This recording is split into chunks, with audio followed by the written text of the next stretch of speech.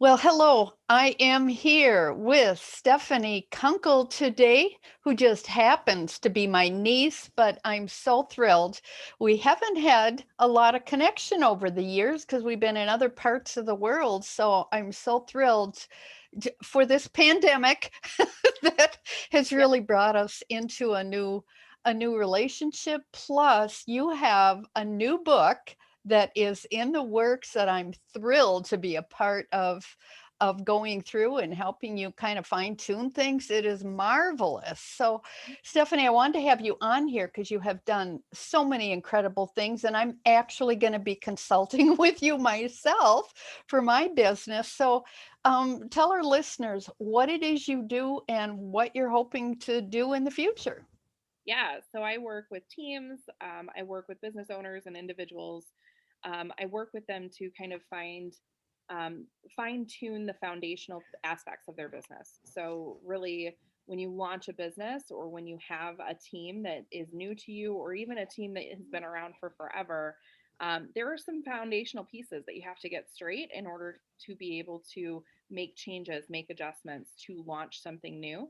So I really help business owners, team leaders, and individuals find the cracks within that foundation and either repair them or build a new foundation. Oh, so when you're saying cracks, what do you mean by that? Or holes or Yeah. So when you think about your normal business, right, every business is based on a set of values, a mission statement, a vision statement. And some of those things aren't necessarily clear. And some of the time, you may have a business who has a very clear and defined vision or mission statement, and you may have team leaders who within that business are struggling because they don't identify with that vision or mission statement. You have to make it theirs, right? okay. So I help them to either redefine the vision and mission statement, the values, if they're not clear and concise, or I help their team leaders to be able to identify with those values, those mission statements, those pieces to help them really take that on to themselves and lead that team Okay. within that parameter. Oh, wow, that's amazing. So it's kind of similar to, um, I do some similar things in helping an employer to get a mental health friendly workplace. And in order to do that, people need to have a fit. They need to know they're part of it, that they're valuable, that they're an irreplaceable asset.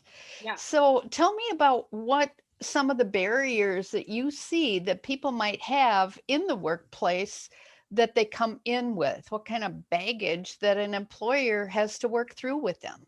Yeah, so that's an excellent question. And I think everybody has some sort of baggage, and I think a lot of your listeners are probably very familiar with the Myers-Briggs Mhm. personality test, right? And I love that. I think it's so critical because everybody has a different standpoint. We are the sum of our experiences, right? So if we're looking at something from our own experiences and our own bubble and our own angles, it's very difficult for us to step out of that and see something from someone else's. So until we develop the skills and the ability to be able to do that, it's very hard for us to communicate with someone else. So, me, for instance, I came into the professional workspace with a history of depression, and it was something that I'm passionate about is really being able to fine tune myself and look at what happens when I think about certain things a different way, and I see things from my perspective and how other people see them.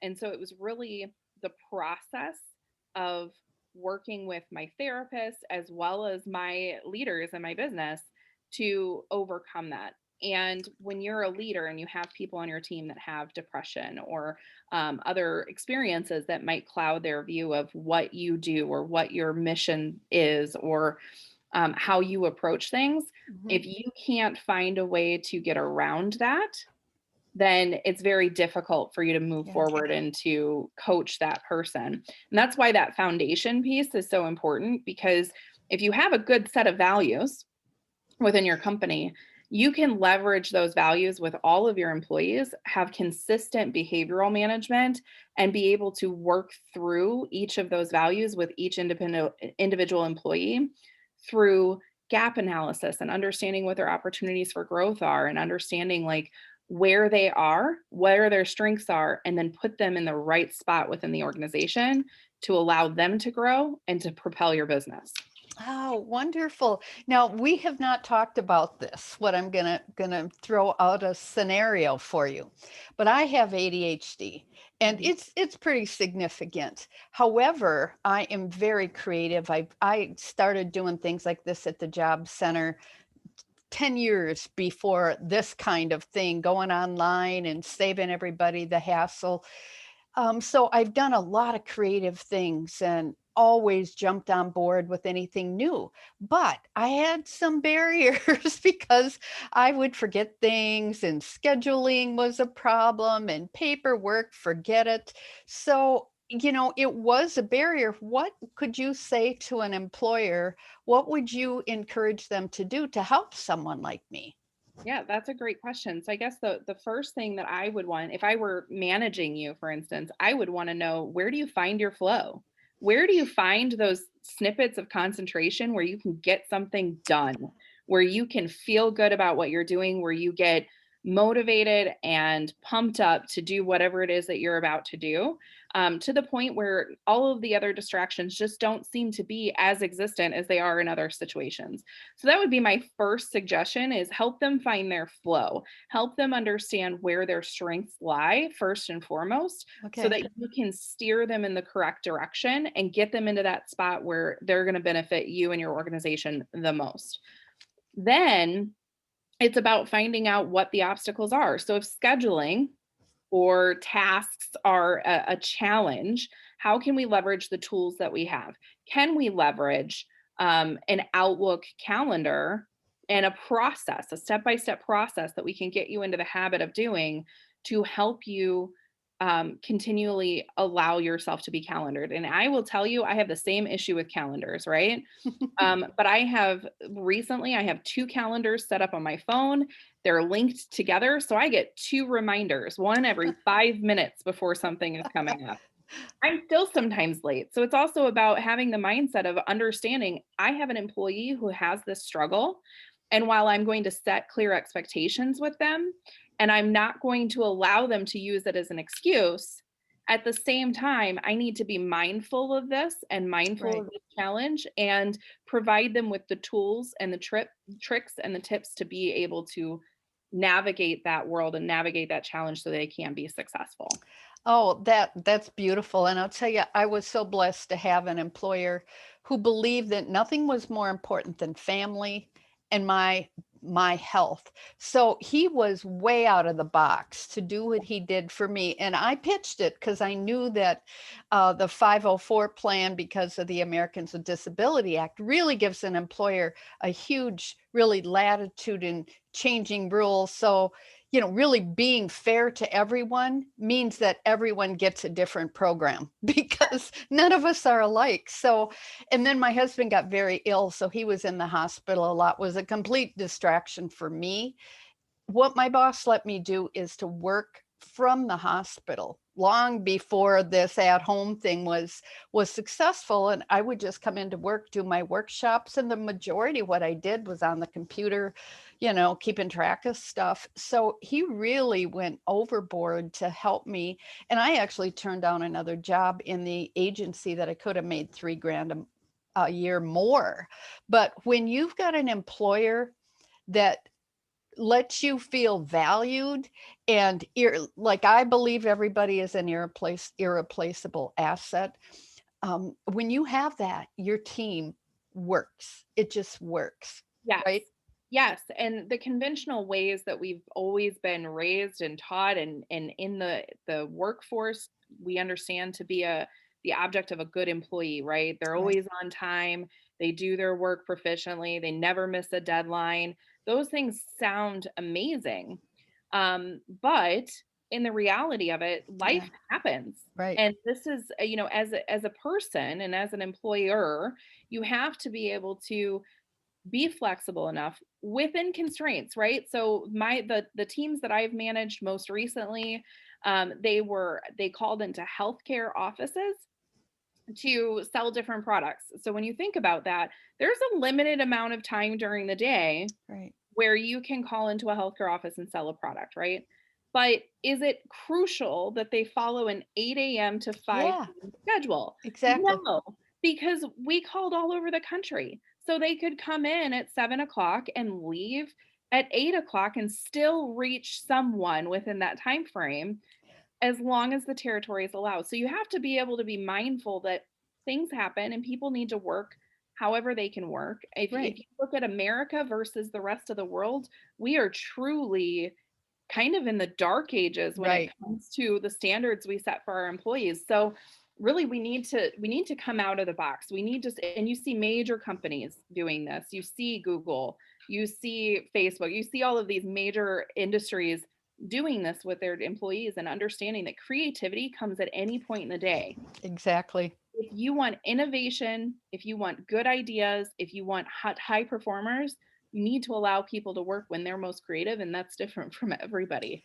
That was the other thing that was really bizarre, because the other thing I have is called hypomania type 2 bipolar.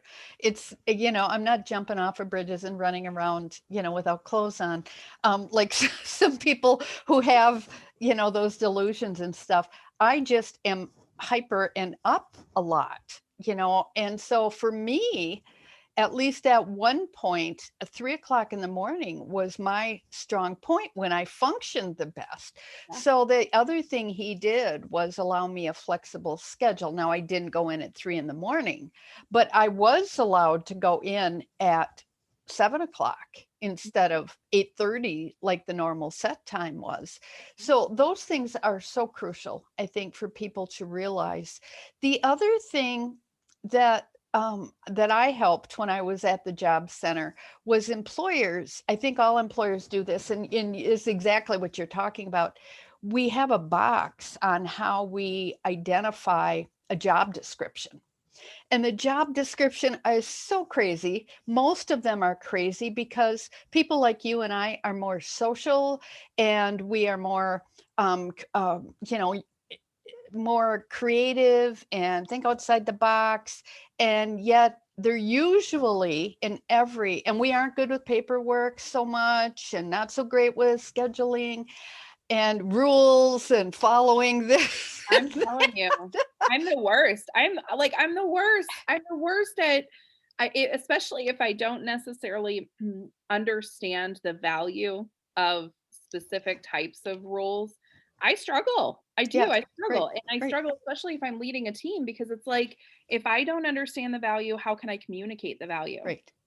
Especially if the value makes no sense or the rule makes no Right. sense. So that's a challenge. But the other thing that I realize is that because we are all so totally different, what I finally did, and it took some talking my boss into this, I had a coworker that was really good at paperwork and organization, but she hated doing workshops.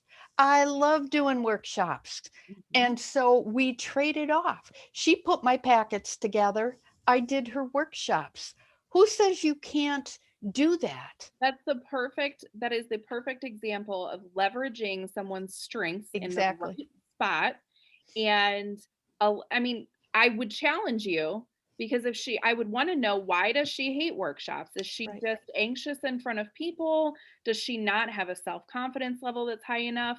How can we push her slowly out of her comfort zone? Right. But you have to leverage the strengths first and help them to build the confidence. And that, Right. to me, that's the perfect example of Right. how to operate a team that makes sense for the team.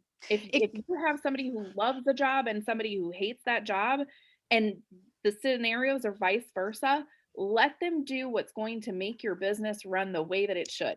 Perfect. And then what we do is she would come in, we would co-teach the workshop, and then she would sit down with me and give me some tools and tricks on how to do what I didn't do well, and would kind of keep over my shoulder to make sure I Yeah. was doing it right. It's just such a simple task. So now you have all this great experience and what you've done. So now you are taking a little bit of a turn.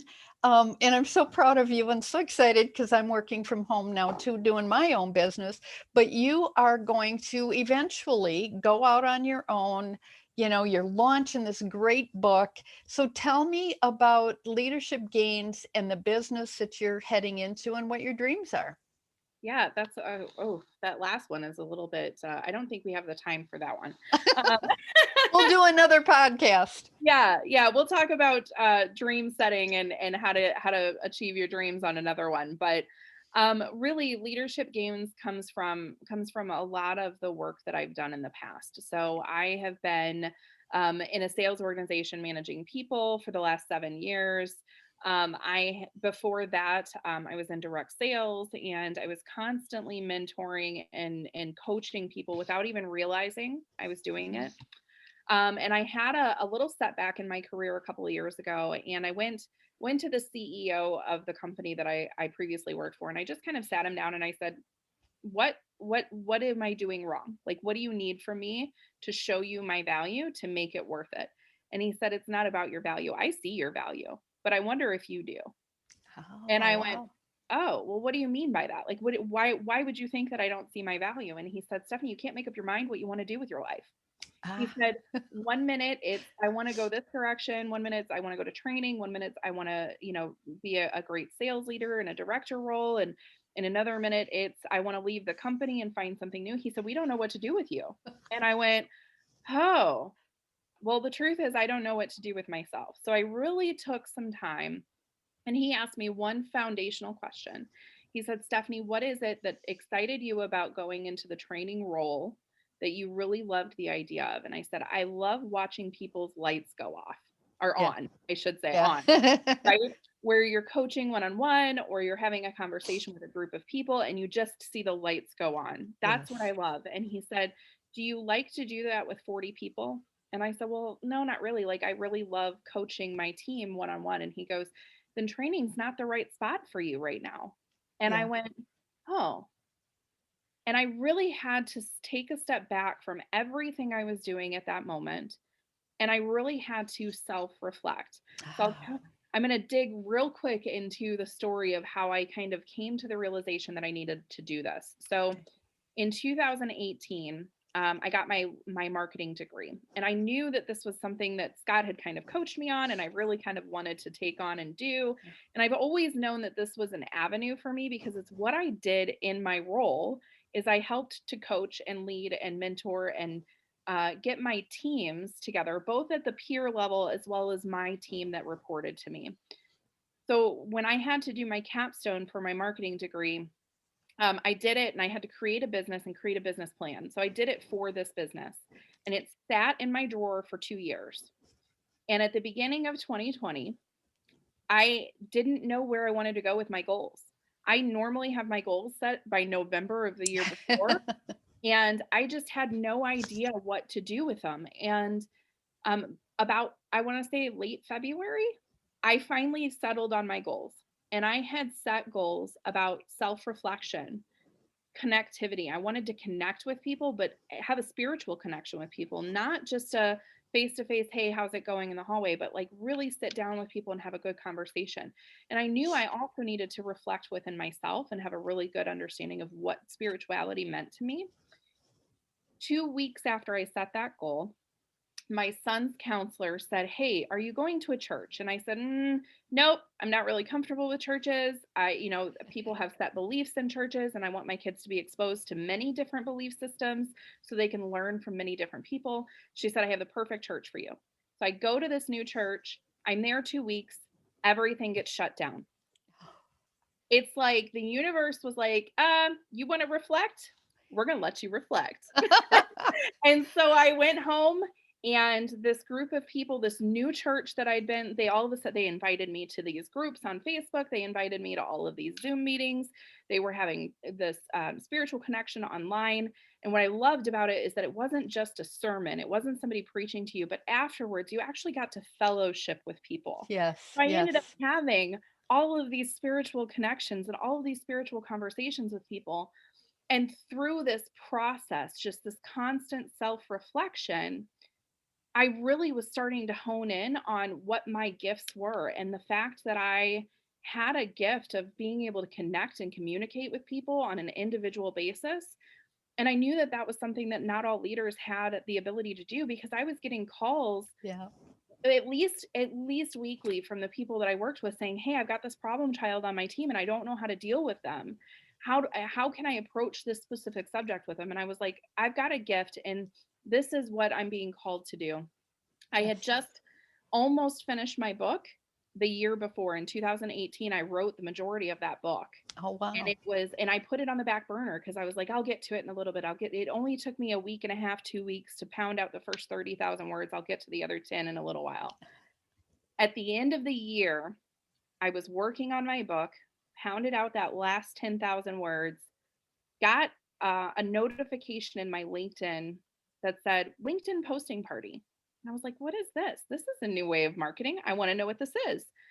So I dove in. I got a notification from Brian Daly, who's phenomenal. He's the one who's been leading a lot of these groups that I've been participating in. And he sends us a notification and says, don't forget to post your post. And I went, oh, I have to post? Oh my gosh, what am I going to post about? Right? Like my book's not done yet. I can't post anything about that yet. What am I going to post about? And I was like, well, I have a business plan. Okay. So I just launched my business, and I'm not lying. When I launched my business, the universe put person after person after person to help me be successful right Wow. in front of me. It just dropped everybody in my lap. And now I've got so much information and so many tools and tips and tricks and people in front of me wanting to like pull me along on their success train. And it's just remarkable. Yes. And Yes. so it's definitely like I feel like I'm in the right place. I know where I'm going with this, and it's the vision, the long-term goal is to be able to, and this is what prompted this whole conversation. I found my purpose a long time ago, and my purpose is we're all set here to experience life and to make the world a better place. Yes. And the best way that you can make the world a better place is to teach others how to make the world a better place. Yeah. Yay. Oh, it's So just it's so awesome how much alike we are and how in tune we are because I just, launched my book, Speak to Me, God, I'm Listening. Obviously, you have done that. So I just sent you my book. But yeah, it's, the rest of the title is Speak to Me, God, I'm Listening. It's 365 daily meditations for those who want to hear God answer life's toughest questions. And I think a tough questions we all have from our higher power is, what am I here for? What mhm, is my purpose on earth? And my experience as a counselor for the last 30 years, especially in the job center for 15 years, was if people aren't doing, and myself included, if you're not doing what you're called to do, which is a term you just used, then you're either going to get sick mentally, physically, you're going to quit, or you're going to get fired, or all of the above. Well, you can't get quit and fired. Well, you can. You kind of mutually agree that you just quit, otherwise, they're going to fire you. And I believe that with my heart, that if people aren't doing what they want to do, life is going to get miserable.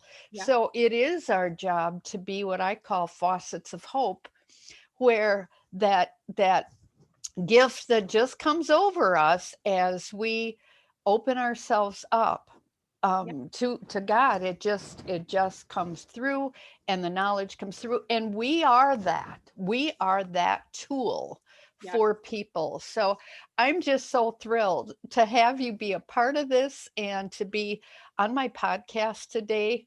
We are so in sync, and I know that I've got tons of listeners that need what you have, including myself. So I'm really excited to learn more about this whole team thing. I don't have much of a team yet because I really suck at follow through. I mean, how do you develop a team when the vision's in my head and I think I have communicated it, but they're like, I don't know what you're talking about, or that's not what I understood. And so they don't do what you think you told them to do. And then you end up doing it yourself anyway. I still struggle with that. I still struggle. In fact, my most recent leader, like, he just harped on me. Stephanie, you got to delegate that. Stephanie, you got to delegate that. I'm like, you don't understand that the amount of time and effort that it would take me to communicate what I need done outweighs the time to just do it myself. Yes. Right. But I'm going to challenge you. And this is what I've learned. You have a team of people who want to see you succeed. They want to support you. Your goal in life is to make the world a better place. What better way to do that than to help them grow? Exactly. And when it becomes about what you can do for them rather Right. than what you're asking them to do for you, it's a different mindset. And so, what helped me to start to be able to clarify things in a way that people kind of started to understand a little bit better is I started to understand that if I were connecting with people, people have different ways of understanding what you're saying. They My best example, and anybody in the business world can relate to this, when you have an IT department and an operations department, they speak the same language, but they speak completely different meanings. And so when you go to one and you say something about a sales process, that means something completely different to the other Right. people. So what you have to do is you have to constantly be working on the communication. Right. My favorite saying is that there's 6 people in any two-person conversation. So there's the person that Linda thinks she is, the person that she is, and the person that I think she is. And then vice versa. There's the person I am, the person I think I am, and the person that Linda thinks I am. Oh, wow. And so Wow. when you think about that, right, and you start to realize that we just talked about at the beginning of our conversation about how people's perceptions and experiences can dictate the way that they view things. Every person is so vastly different that if Yes. you don't cue in to how they're different, if you don't cue in, it's really hard for you to have that communication. So the best thing that I could recommend is if you feel like you've done a good job of communicating, ask them to tell you it back. Right. Yep. Ask them to confirm what you've said because or type it back in an email and encourage them to ask you questions because if Yes. they understand what you're saying, they'll be able to communicate your vision to you with very little effort. If they don't, they're going to struggle. And Okay. then that's where you have to take it back on yourself and say, okay, how can I communicate this more effectively in the way that they will understand? Because they will understand things differently than you do. Maybe it's through, I know me, I'm not very good at reading anymore. It's really hard for me to read things. I used to be really, really horrible at auditory listening. It's changed for me. If you tell me something, I will understand, but I have to write notes because otherwise I'll forget as soon as we're done talking. Right. So you have to kind of understand, like, and you have to help them to learn that about themselves so that they can Right. take the steps to be a better communicator too. Wow, this is great. And we can talk for hours and we will talk after we're done with this podcast. But for my listeners, I know they're already seeing, oh my gosh, she could help me so much. So how can people get in touch with you, Stephanie, if somebody does need some help with their team or their business? Yeah, so I have a website and it's currently kind of being evolved and built, so you'll see changes on it depending on when you see this podcast and when you want to move forward, but leadershipgains.net is my website. Pretty straightforward. I try to keep it simple for everybody. Otherwise, if you want to contact me directly, my email is stephanie@leadershipgains.net. Okay, very simple. And I am so excited to be a part of that. Keep an eye out for her book, Leadership Gains, something, something. Probably going to have a tagline on Yeah, that. I haven't figured out totally what it's gonna be yet, but Yeah, keep an eye out. And you can connect with me on LinkedIn too. Just look for Stephanie Kunkel or Leadership Gains with Stephanie Kunkel. I'm under both of those. So very I have good. a business page and a personal page. So And it will also be on, I will also connect it here to the podcast and to my YouTube channel so people can find you and just click on the link and find you there. So thank you so much, Stephanie, for being my guest. I'm excited and we will do this again as things move along and people have more needs and you get further along in your business. So thanks a lot. God bless. thanks.